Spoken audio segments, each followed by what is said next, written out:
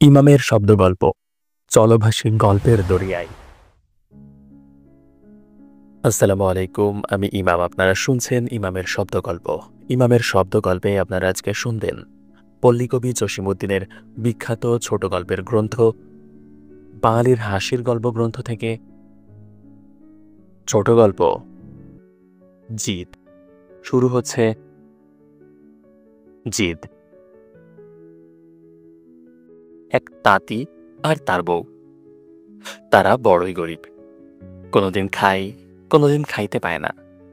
তাঁত খুঁটি চালাইয়া, কাপড় বুনাইয়া কি বা তাদের আয়।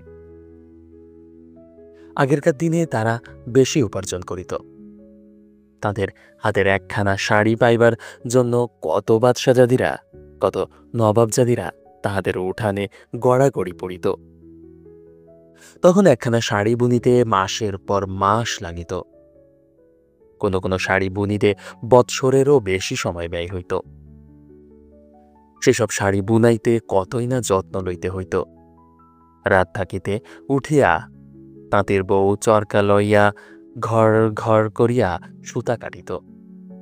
খুব ধরিয়া ধরিয়া চোখে নজর আসে না, এমনই সরু সে সুতা কাটিত। ভোরবেলায় আলো আঁধারের মধ্যে সুতা কাটা শেষ করিতে হইত। সূর্যের আলো যখন চারিদিকে ছড়াইয়া পড়িত, তখন সুতা কাটিলে সুতা তেমন মুলাম হইত না। তাঁতি আবার সেই সুতোই নানা রকমের রং মাখাইত। এত সরু সুতা আঙুল দিয়ে ধরিলে ছিঁড়িয়া যায়। তাই বাঁশের সরু শলার সঙ্গে আটকাইয়া সেই সুতা তাঁতে পরাইয়া কত রকমের নকশা করিয়া তাঁতি কাপড় বোনাইত। সেই শাড়ির উপর বুনট করা থাকিত কত রাজকন্যার মুখের রঙিন হাসি, কত রূপকথার কাহিনী, কত বেহেস্তের আরামবাগের কেচ্ছা। ঘরে ঘরে মেয়েরা সেই শাড়ি পরিয়া যখন হাঁটিত, তখন সেই শাড়ির ভাঁজে ভাঁজে কত গোলেবাকওয়ালি, কত লুবান কন্যার কাহিনী ছড়াইয়া পড়িত। শাড়িগুলির নামই বা ছিল কত সুন্দর: কলমি ফুল, গোলাপ ফুল, বনখুশি, রাসমণ্ডন, মধুমালা, কাজললতা, বালুচর। শাড়িগুলির নাম শুনিয়াই কান জোড়াইয়া যায়। কিন্তু কিসে কি হইয়া গেল? দেশের রাজা গেল, রাজ্য গেল, দেশবাসী পথের ভিখারি সাজিল। বিদেশি বণিক আসিয়া শহরে কাপড়ের কল বসাইল। কলের ধোঁয়ার উপর সোয়ার হইয়া হাজার হাজার কাপড় ছড়াইয়া পড়িতে লাগিল। যেমন সস্তা তেমনই টেকসই, আবার যেখানে সেখানে পাওয়াও যায়। তাঁতের কাপড় কে আর কি নিতে চাই? হাট হইতে নকশি শাড়ি ফিরাইয়া আনিয়া তাঁতিরা কাঁদে। শূন্য হাঁড়িতে চাউল না পাইয়া তাঁতের বউ কাঁদে। ধীরে ধীরে তারা সেই মিহিন শাড়ি বুনন ভুলিয়া গেল। এখনকার লোক নকশা চায় না, তারা চায় টেকসই আর সস্তা কাপড়। তাই তাঁতি মিলের তৈরি মোটা সুতার কাপড় বোনায়। সেই সুতা আবার যেখানে সেখানে পাওয়া যায় না, চোরাবাজার হইতে বেশি দামে কিনিতে হয়। এখন কাপড় বেচিয়া যা লাভ হয়, তাহাতে কোনো রকমে শুধু বাঁচিয়া থাকাই যায়। এটা ওটা কিনিয়া মনের ইচ্ছা মতো খাওয়া যায় না। কিন্তু তাঁতির বউ সে কথা কিছুতেই বুঝিতে পারে না। সে তাঁতিকে বলে, তোমার হাতে পড়িয়া আমি একদিনও ভালো মতো খাইতে পারিলাম না। এত করিয়া বলি, হাটে যাও, ভালো মতো একটা মাছ কিনিয়ে আনো। সে কথা কানেই তোলো না। তাঁতি উত্তর দিল, এই সামনের হাটে তোমার জন্য ভালো মতো একটা মাছ কিনিয়ে আনিব। সে হাট যায়, পরের হাট যায়, আরো এক হাট যায়, কিন্তু তাঁতি মাছ কিনিয়া আনে না।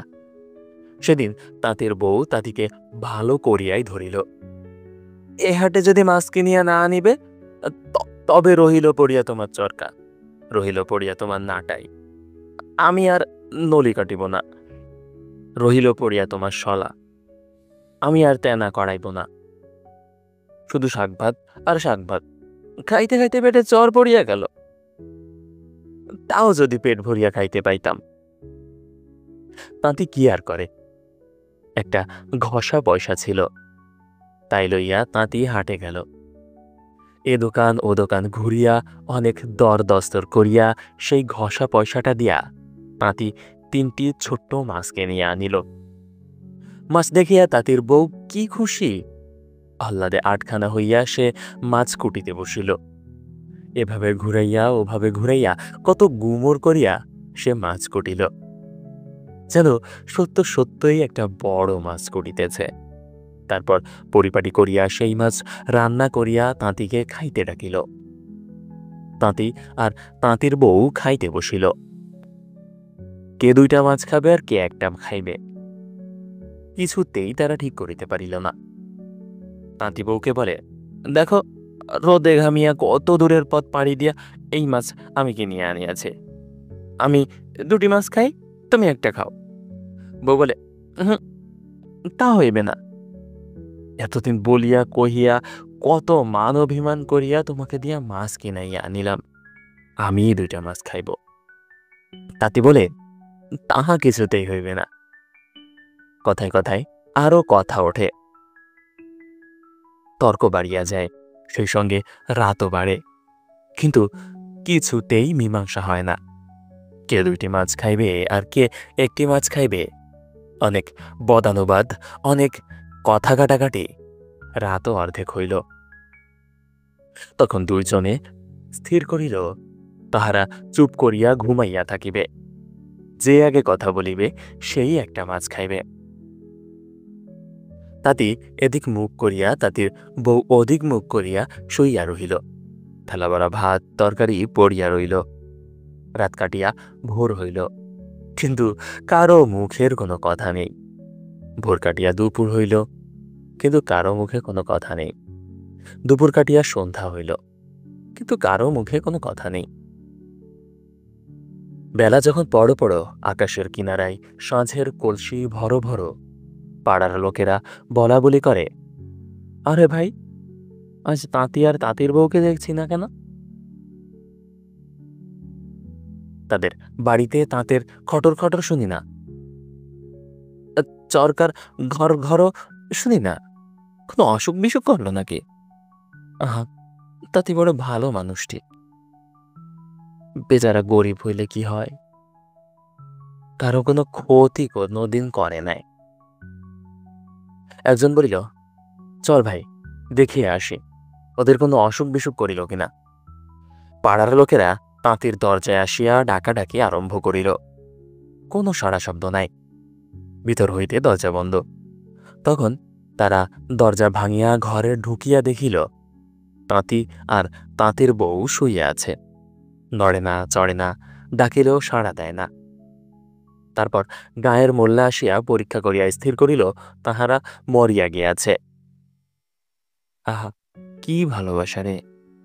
তাঁতি মরিয়াছে, তাহার শোকে তাঁতির বউও মরিয়া গিয়াছে।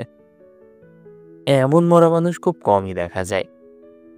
এসো ভাই, আতর গোলাপ মাখাইয়া কাফন পাড়াইয়া এদের কবরে দাফন করি। গোরস্থান সেখান হইতে 1 মাইল দূরে। এই অবেলায় কে সেখানে যাইবে? পাড়ার 2 জন ইমানদার লোক মরা কাঁধে করিয়া লইয়া যাইতে রাজি হইল। মোল্লা সাহেব ঘোড়ায় চড়িয়া সঙ্গে সঙ্গে চলিলেন। কবর দেওয়ার সময় জানাজা পড়িতে হইবে। গোরস্থানে মোর্দা আনিয়া নামানো হইল।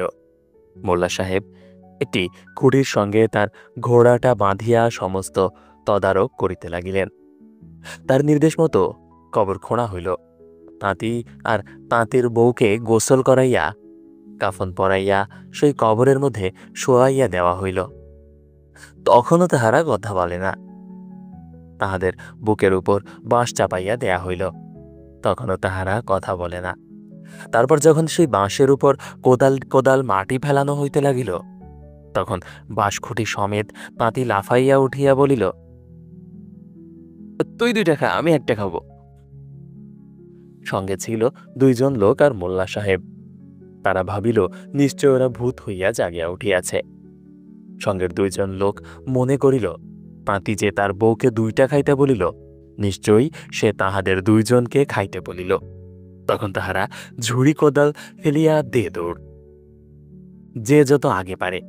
মোল্লা সাহেব মনে করিলেন তাঁতি নিজেই আমাকে খাইতে আসিতেছে। তখন তিনি তাড়াতাড়ি আসিয়া ঘোড়ার পিঠে সোয়ার হইয়া মারিলেন চাবুক। ভয়ের চোটে খুঁটি হইতে ঘোড়ার দড়ি খুলিয়া লইতে ভুলিয়া গেলেন। চাবুক খাইয়া ঘোড়া খুঁটি উপড়াইয়া দিল ছুট। ঘোড়া যত চলে সেই দড়িতে বাঁধা খুঁটা আসিয়া মোল্লা সাহেবের পিঠে তত লাগে। তিনি ভাবিলেন বুঝি ভূত আসিয়া তার পিঠে দাঁত ঘষিতেছে। তখন তিনি আরও জোরে ঘোড়ার গায়ে চাবুক মারেন, আর দড়ি সমেত খুঁটা আসিয়া আরও জোরে তার পিঠে লাগে। হাসিতে হাসিতে তাঁতি আর তাঁতির বউ বাড়ি আসিয়া ভাত খাইতে বসিল।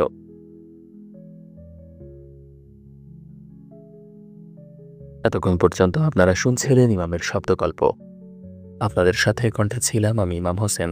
খুব শীঘ্রই আপনাদের সাথে দেখা হবে অন্য কোনো গল্প নিয়ে। ততক্ষণ পর্যন্ত ভালো থাকবেন, সুস্থ থাকবেন। আল্লাহ হাফিজ।